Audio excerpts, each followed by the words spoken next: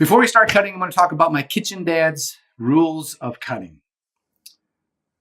Slow down. I know it's great, and you see all these chefs on TV, and they're just chopping away, and it looks so cool. Well, guess what? They didn't start out that way. If you try to start out fast and do that, you're gonna chop up your fingers, right? You get better by practice. Go slow, learn the strokes, slow down, and then as you do it more and more, you're going to find that you can go a little faster, right? That's rule 1. Rule 2 is firm foundation. We talked about this before. Make sure your foundation is firm. Use a towel, a wet towel, or something else underneath your cutting board to keep it, right? Keep it secure. And rule number 3 is use sharp knives.